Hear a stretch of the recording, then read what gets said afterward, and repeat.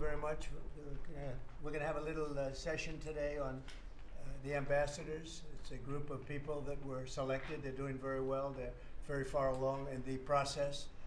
And they're going to each introduce themselves and talk about the country that they're going to. They might say a little bit about themselves also, because people are very interested in that. We're also going to sign right now some executive orders. And Will, if you would come forward? Yes, sir. I'll start thinking about signing them, right? A few things for you today, sir. First, we have a pardon for Devin Archer. Devin Archer was a former business partner of the Biden family.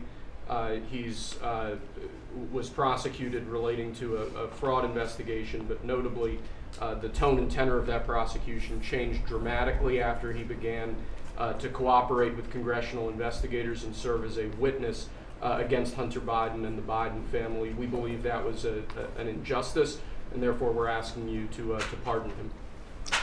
And many people have asked me to do this. I think he was treated very unfairly.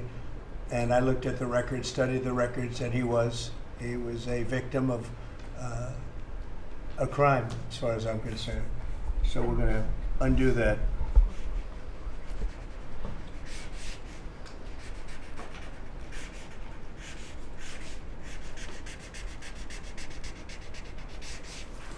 All right. That's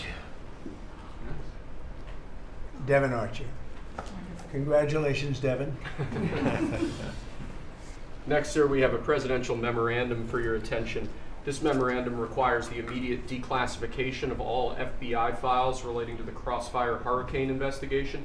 This was obviously one of the instances of the weaponization of law enforcement powers of prosecution against you and others.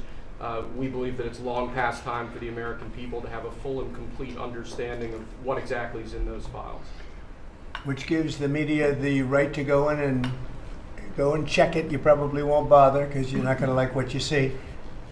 But this was total weaponization. It's a disgrace. Should never happen in this country. But now you'll be able to see for yourselves, all declassified. Is that correct? Would Yes, you sir. say? All declassified? Yes, sir. Everything? The FBI file with there's a classified annex, but other than that, this we'll put everything in the public eye. Is anybody going to look? Huh? What about you? You going to look?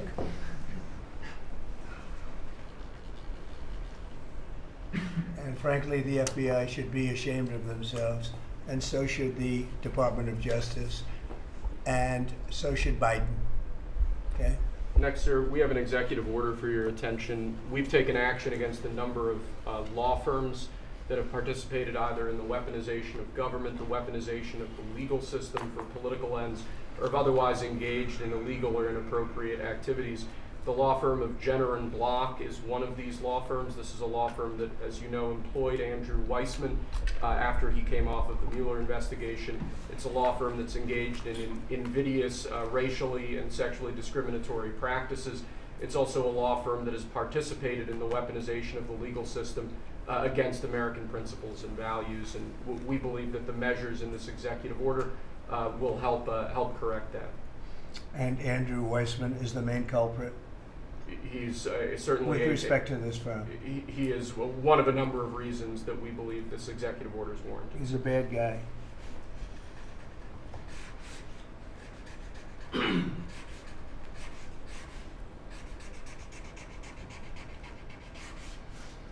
Okay.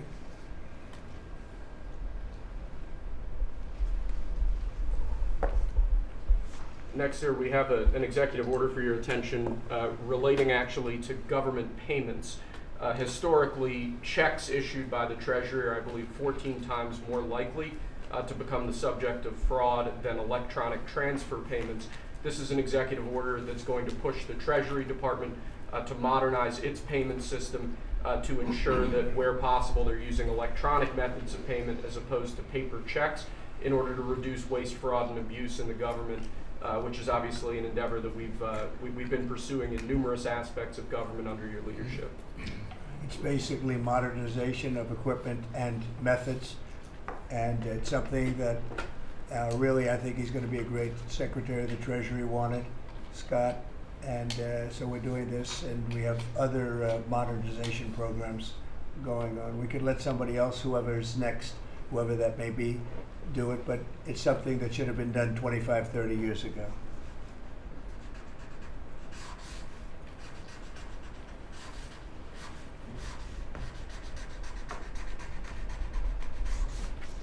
Okay.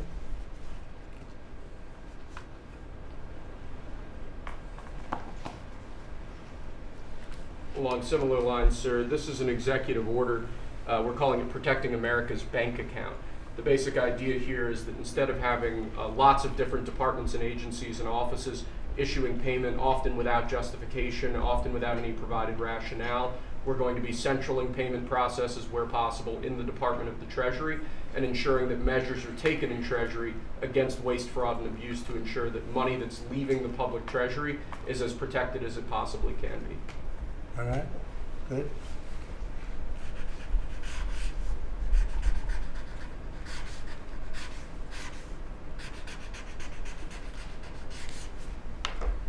Many of these things should have taken place decades ago or longer. Lastly, sir, we have an executive order for your attention on the very important subject of election integrity. We believe that this executive order is the farthest reaching executive action taken in the history of the Republic to secure our elections. Among numerous other aspects of this executive order, this is going to cut down on illegal immigrants on the voter rolls, ensure that the Department of Homeland Security and the data that they have available is being fully weaponized to ensure that illegal immigrants aren't voting. This will include a citizenship question on the federal voting form for the first time. This executive order instructs the EAC to cut federal funding to states that don't take reasonable steps to secure their election. This calls on the Department of Justice to vigorously prosecute election crimes, particularly in states that we don't believe are in compliance with federal law around election integrity. I could go on and on for a while, sir, but the compliance with National Election Day rules, cracking down and investigating and prosecuting foreign interference in our elections, revoking President Biden's Executive Order 14019, which essentially weaponized government to corrupt and pollute our election process.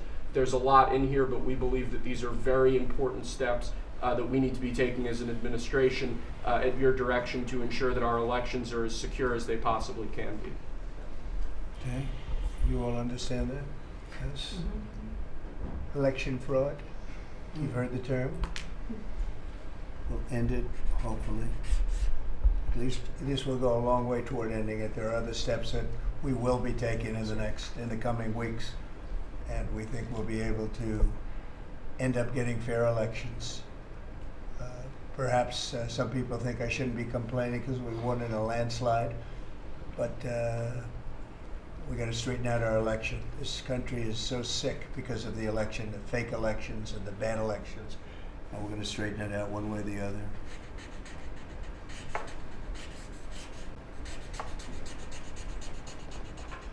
And it's an honor to sign this one.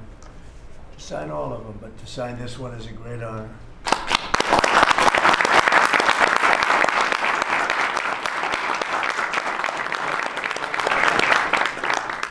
Thank you very much. Sorry, sir. So we're going to go around the room a little bit quickly, and we're going to introduce these very outstanding people. They've had, in all cases, outstanding careers. They're very incredible people that are going along as rapidly as the system can go along. We're ahead of, I guess, anybody else thus far. So I want to thank John Thune. He's done a very good job, and the whole Senate. We're being delayed as much as possible by Democrats, but that's standard. It gets to be just standard. But the process is moving along very quickly. So Sergio, just say hello, and then we'll introduce everybody. Absolutely. Sergio Gorham, Director of Presidential Personnel. It's been an absolute pleasure again to know every one of you every step this way. As the President said, we're at a record pace. We have more nominees today in front of the Senate than at any previous point, over 70, and that's a record in 2 months. And we're proud of that, and we're determined to ensure the world has America First patriots in all of our posts. Charlie? Charles Kushner. I'm going to France and Monaco, and I'm proud to serve under the greatest president of our country. very proud to serve. Thank you, Charlie. James Blair, honored to work here in the White House as Deputy Chief of Staff. And Mr. President, I think that all of these successful people would want to go serve the United States under your leadership as a testament to your vision and leadership. Thank you, James. I'm David Perdue. I'm going to the People's Republic of China, and it's my honor to represent President Trump, the people of America, and represent our interests and values in China. I'm Leah Campos. I'm going to represent the President in the Dominican Republic. Mr. President, thank you for the honor to serve you in Macron. Thank you. Thank you. Mike Waltz, National Security Advisor. Look forward to working with every one of you on behalf of the President, his leadership, and the American Thanks, people. John Arrigo. I am going to the Republic of Portugal, and I'm very excited to do so and serve what I consider one of my closest friends and one of the best presidents this country has ever had. Thank you. Kevin Cabrera, nominated to be Ambassador to Panama, and it truly is an honor, President, to be part of your administration. Thank you. Tom Barrack, nominee to the Republic of Turkey. Delighted and honored to be with you, Mr. President, in the host country, which is one of the most ancient in civilization, is Yeah. in search for your peace, prosperity, and security program. Thank Good you. place. Mr. President. Good leader, too. Yeah, Mr. President, thank you. It's an honor. I'm Pete Hoekstra, you know that. But I am going to Canada. I look forward to serving you in Canada and your agenda. And you do a great job. Thanks, Pete. Ron Johnson, sir. Thank you for the nomination to represent you and the United States to the United Mexican States. And I'm really encouraged by some of the conversations you've had with President Sheinbaum recently and to the increase in support that we've seen of her government along our border on the important issues. So thank you, sir. They have stepped it up a lot, Yes, sir. Mexico and Canada, so see how it works, right? Yes, sir. Thanks. Matt Whitaker from Des Moines, Iowa. I'm proud to, as soon as I'm confirmed, go represent you at the North Atlantic Treaty Organization. Thank you. George Glass, on my way to Japan. Previous administration, I served for you in Portugal. It is a great honor to be able to do this the second time. And thank you very for much. the opportunity. Thank you, George. President Trump, my name is Ken Howry. I'm your nominee to be Ambassador to the Kingdom of Denmark, a very close partner and ally. I served for you last time for the Kingdom of Sweden. I want to thank you for the faith you place in me as your nominee to Denmark. Thank you. Thank you very much. President Trump, thank you for the honor of a lifetime. My name is Stacy Feinberg, and hopefully I'll have the honor of serving in Luxembourg. And I think that this is the greatest presidency and the greatest time in history, and it's all because of you. Thank you very much. Nicole McGraw, nominated to serve in Croatia, and it's such an honor to be here with you today and to serve you and the American people. Thank you. Thank you very much. President Trump, thank you very much for your nomination to the Republic of Chile. And let me tell you, Border Patrol agents are so thankful for everything that you've done for them. But That man knows more about the border than anybody. I'm going to tell you. Thank you. President's a great honor. Thank you. Thanks, man. Good luck. Good afternoon, Mr. President. Brian Birch. If I'm confirmed, I'll be representing you at the Holy See. And Catholics are very proud of your work. Your team is doing an excellent job, so thank you. Very honored to serve. Thank you very much. Mr. President, thank you again for the honor, the greatest privilege. My name is Summer Sparkus. I will serve this great man at the Republic of Malta. Thank you, sir. Thank you, Mr. President. Joe Popolo from Dallas, Texas. Very proud to serve you at the Kingdom of the Netherlands, the very first country to recognize the United States 250 years ago. Thank you. Thank you. Mr. President, if I'm confirmed, I will be representing you in the state of Israel. It will be an extraordinary honor, and you've done more for Israel than any president in any time of its history, and we are grateful. And I'm hoping I'll get to be there by Passover. Thank you, Mike. And Mike is an outstanding guy. They all are. And Mike, I think is going to do wonders for Israel. He actually probably gets along with both sides, and that'll be interesting to see. But the world is watching you, Mike, so good luck. Thank you, Mr. President. Good luck. You're going to do well. Thank you very much. Mr. President, thank you for this great honor to serve the Republic of Italy and San Marino. I'm so looking forward to going over there and working with that great ally, and for the pleasure to serve you. Your staff has been great working with us and have done a great job, and we really appreciate them. Thank you, sir, for pushing this along. And have a good time. A really good time.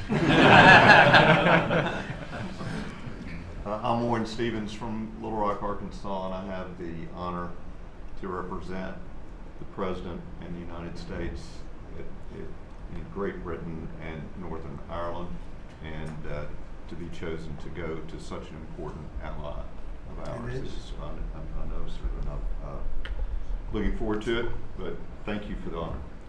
You're going to do fantastically. These are tremendously successful people, and you two guys, and then you add on Mike.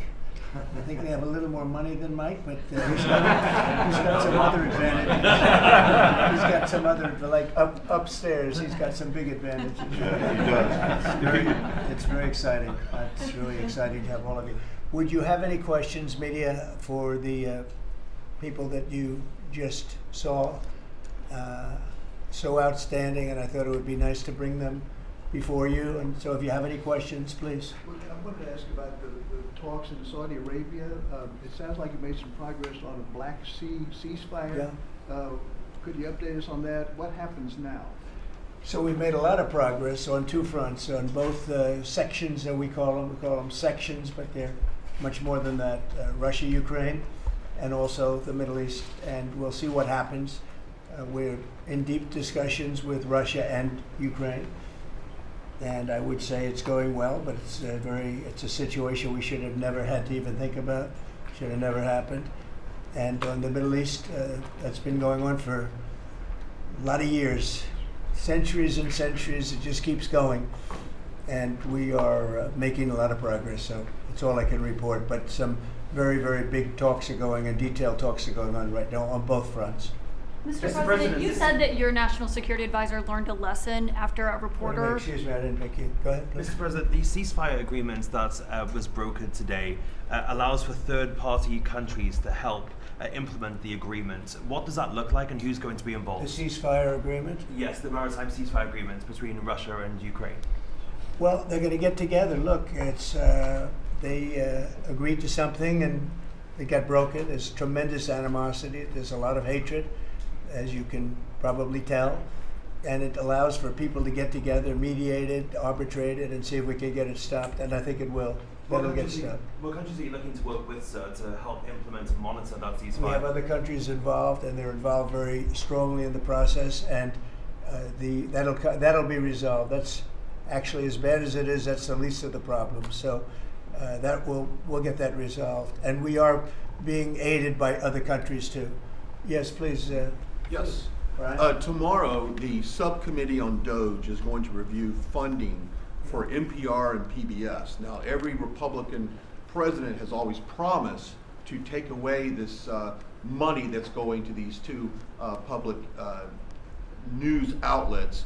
If they're successful, I know Senator Kennedy has backed it, Marjorie Taylor Greene in Congress has backed it. Would you be interested in defunding and taking away taxpayer dollars to NPR and PBS? Well, I would love to do that. I think it's very unfair. It's been very biased for the whole group. I mean, a whole group of them.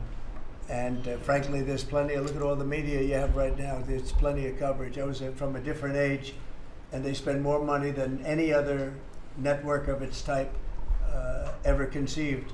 So the kind of money that's being wasted, and it's a very biased view, you know that better than anybody. And I'd be honored to see it end. We're well covered. Look at all the people that we have here today. We're well covered, and we don't need it, and it's a waste of money.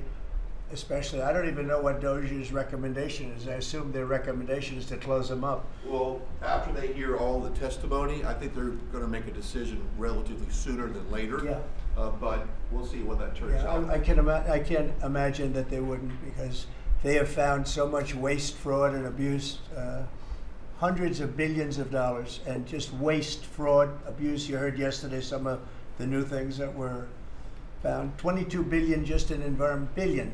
You know, if you had 22 million, Warren, it would be nice, but 22 billion put into environmental accounts. One was 2 billion into one account, Stacey Abrams, where they had $100 in the account. And just before I came in, they put $2 billion. And you guys are looking, so you mean 2 million or maybe 200,000? No, $2 billion were put in the account. What do you think of that, Mike? Do you think that's a straight deal? 2 billion? Just write me the check, Mr. President. Take me to Israel.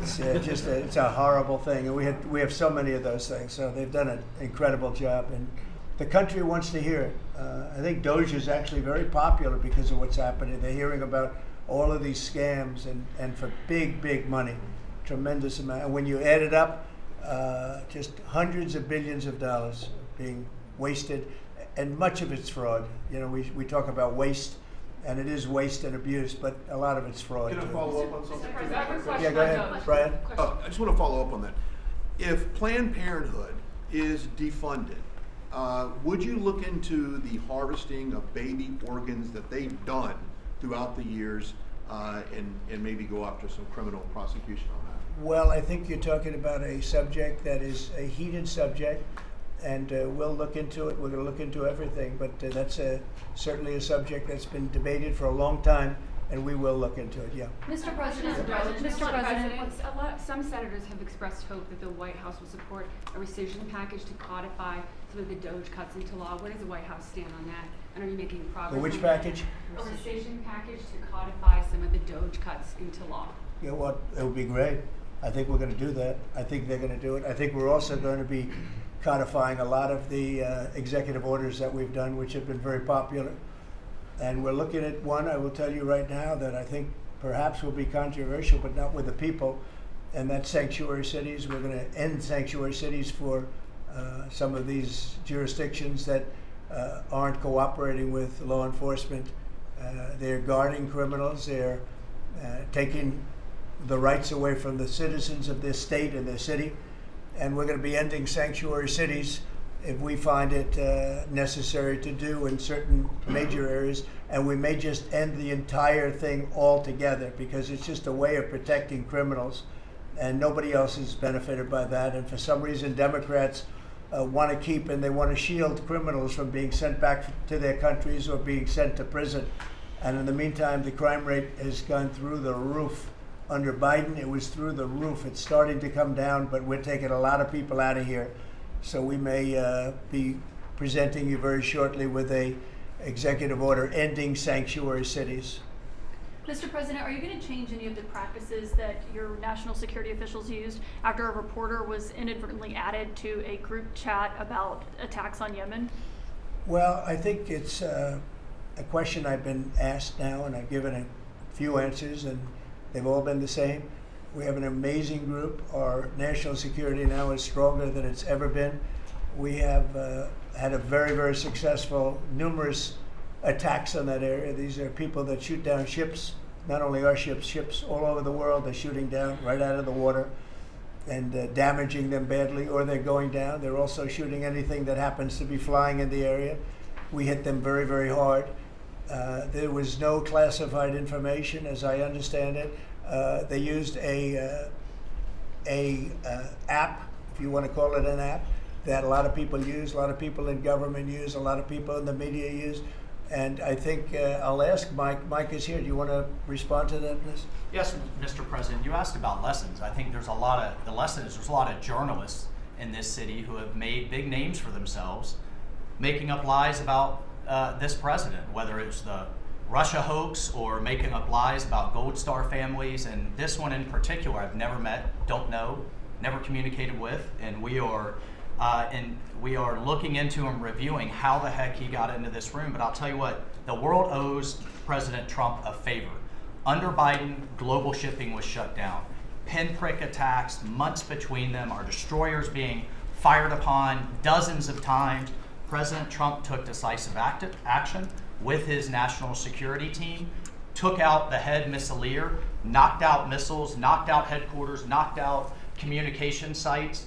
And for once, as we hear, as you will all hear from every one of our allies, thank God for American leadership again. Thank God for American strength. You're welcome, world.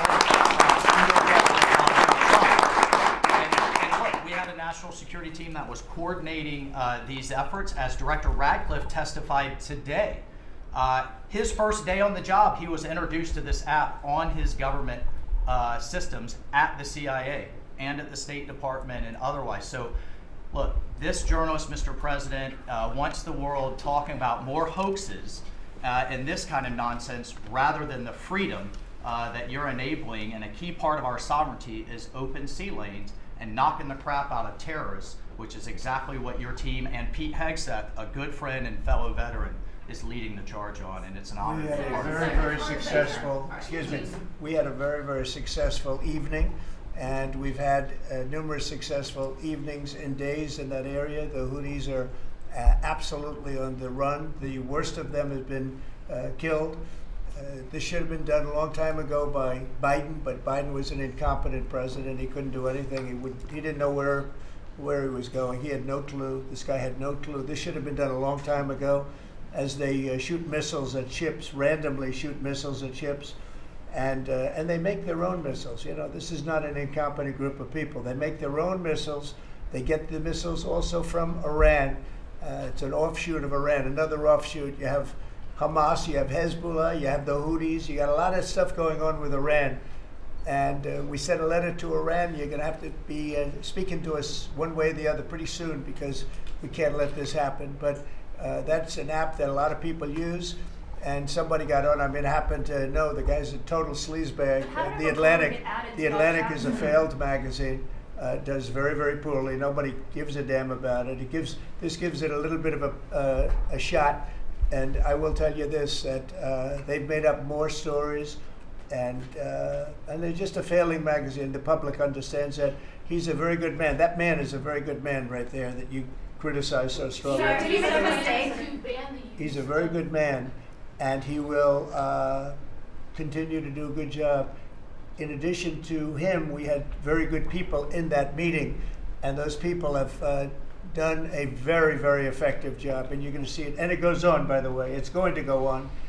And I think the Houthis wish that it didn't happen, but that's what it's all about. We have to create a safe country, a safe world, and that's what we're doing.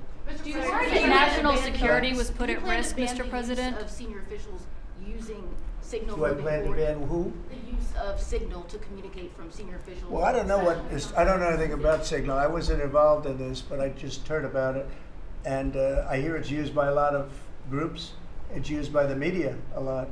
It's used by a lot of the military, and I think successfully. But sometimes somebody can get onto those things. That's one of the prices you pay when you're not sitting in the Situation Room with no phones on, which is always the best, frankly. But you know, the best is to be there. In fact, oftentimes I've been in fact, just last week I was in the Situation Room with something very important, and we had a couple of people hooked up by line, and I said, cancel the line. Sorry, fellas, what you do is we'll tell you all about the meeting, because I know people do get on those lines, whether it's Signal or anything else. Yeah. So are you going to change any procedures as a result of this?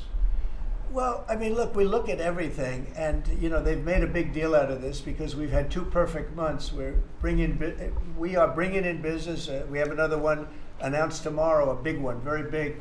Like in the history of our country, nobody's ever seen anything like it. And I think probably a lot of people are saying they started by saying it was the greatest first month that a president has ever had, and I think that's true.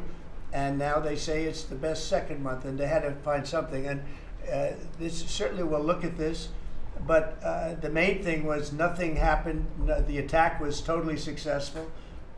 It was, I guess, from what I understand, took place during, and it wasn't classified information. So this was not classified. Now, if it's classified information, it's probably a little bit different. But I always say you have to learn from every experience. I think it was very unfair the way they attacked Michael.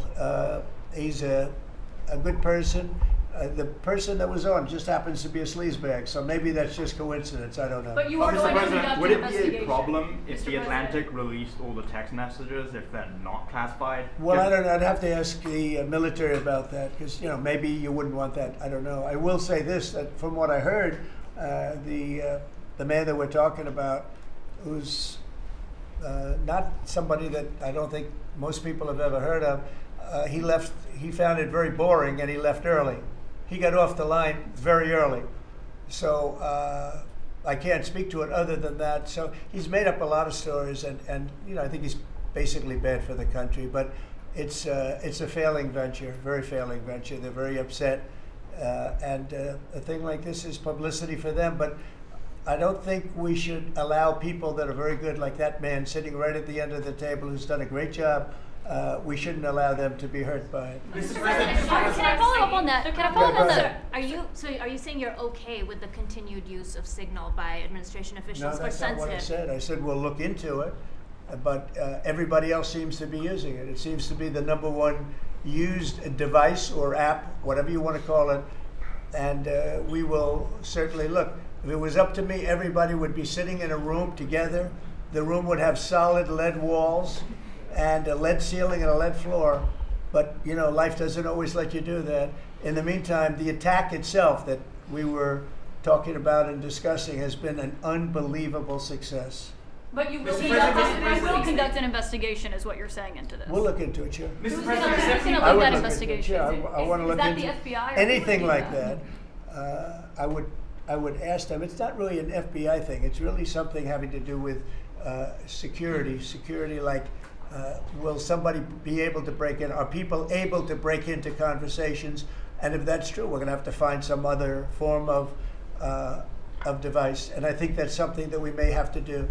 Some people like Signal very much. Other people probably don't.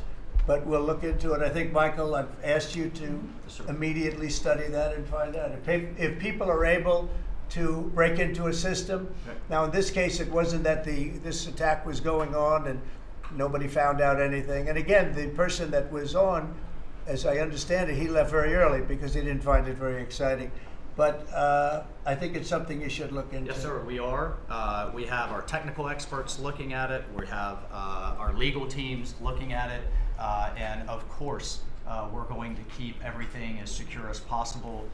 No one in your national security team would ever put anyone in danger. And as you said, and we've repeatedly said, the attack was phenomenal and it's ongoing.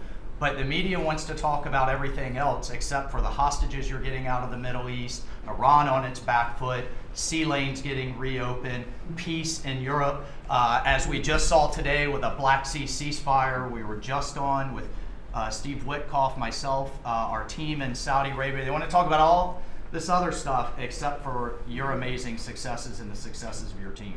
One of the other things, and sometimes you have to move very quickly, and there are other devices that are very good, but they are very, very cumbersome, and you're not able to use them and, from a practical standpoint. So all we can do is find out the best we have with modern technology. They'll probably get better over the years. Yeah, go ahead. Sir, on the Black Sea, so the Kremlin has said that there are several conditions that would need to be met for this agreement to happen. This includes sanction relief for banks and some companies. Did the U.S. agree to all of those conditions that they laid out? They will be looking at them, and we're thinking about all of them right now. There are about 5 or 6 conditions. We're looking at all of them.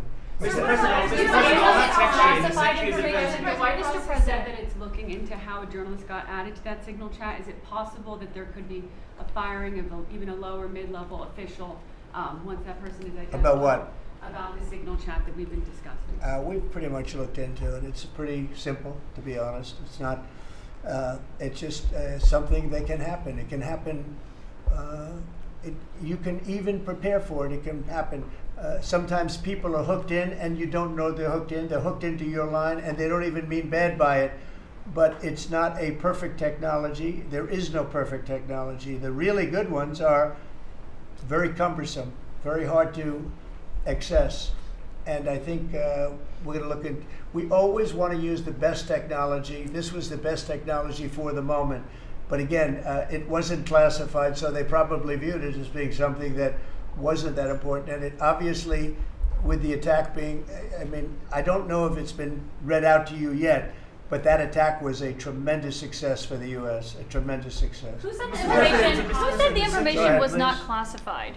Do you think that Mike Waltz made a mistake, and does he need to apologize? No, I don't think he should apologize. I think he's doing his best. It's equipment and technology that's not perfect, and probably he won't be using it again, at least not in the very near future. What do you think? Yes, sir. I agree with you. Let's get everybody in the room whenever possible. A lot of times you find out defects by exactly things like that, but I don't think it's something we're looking forward to using again. We may be forced to use it. You may be in a situation where you need speed as opposed to gross safety, and you may be forced to use it, but generally speaking, I think we probably won't be using it very much. Mr. President, the Secretary of Defense, on that train, the Secretary of Defense, Pete Hegseth, and J.D. Vance, the Vice President, said that the Europeans were freeloading. Do you agree with that assessment? Do you really want me to answer that? Yeah, I think they've been freeloading. The European Union's been absolutely terrible to us on trade, terrible. And as you know, NATO, I got them to pay hundreds of billions of dollars. They were way behind. And if you look if you look at Ukraine, so we're in for $350 billion because of Biden. Should have never happened, this war. All these dead people should not be dead. All these broken cities that are demolished down to the ground, those gorgeous towers, the most beautiful in the world, the most beautiful spires in the world. The spires in Ukraine were said to be the most beautiful of all. Just about every one of them is lying on its side in a million pieces. It's so sad to see what's happened to a heritage. No, I think that when they say the European Union and you could say NATO also. Look, NATO, and I don't blame NATO for this. I don't blame Europe for this. I blame Biden for the fact that he didn't make them equalize. And to this day, I said to him, you got to catch up, you got to equalize. But why are they in for $100 billion and we're in for possibly $350 billion? It shouldn't be. It shouldn't be. And you could say more important for them because we have an ocean in between. So it's one of those things. You'll be seeing Liberation Day. I call it Liberation Day in America. You're going to be seeing it on April 2nd. Didn't want to do it on April 1st for the obvious reason. April 2nd, but you'll be seeing tariffs. And I think I've been very fair.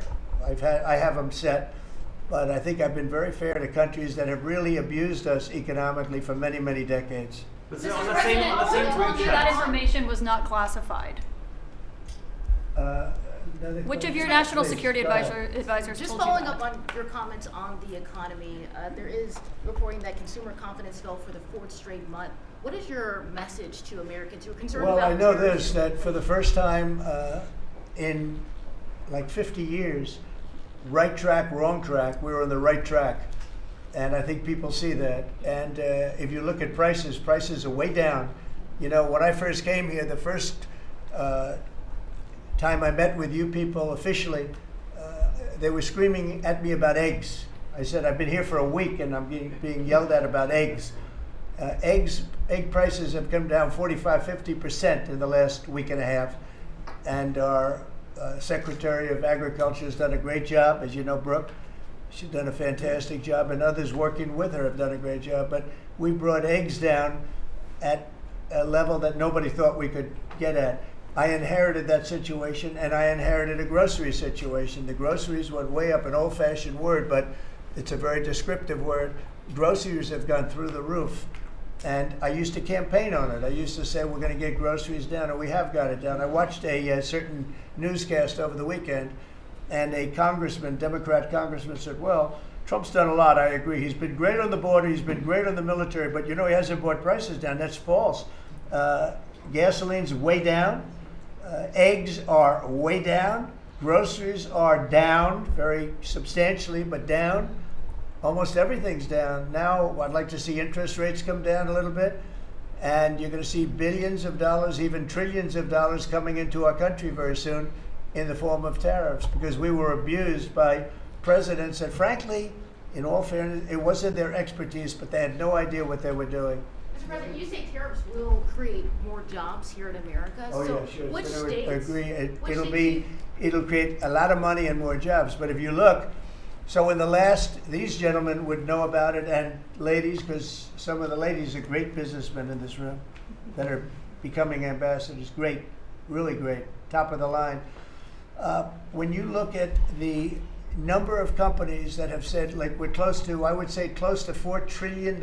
We never had numbers like that. The #1 chip maker in the world from Taiwan coming in with $200 billion. We have Apple. Look at Apple. $500 billion. $500 billion. They're going to build plants all over the United States. They were all being built in China. You have many, many companies, and maybe above all, you have the car companies coming in at levels that nobody's ever seen before. We have Honda is opening up one of the biggest plants in the world in Indiana. and many car companies are coming in. We have AI. We're leading China by a lot in AI, and we're going to keep it that way because we've made it very good for them, and we're going to protect them. Once a year, we'll protect them through taxes, through incentives, and also through tariffs. Thank you very much, everybody. Thank you very much. Thank you.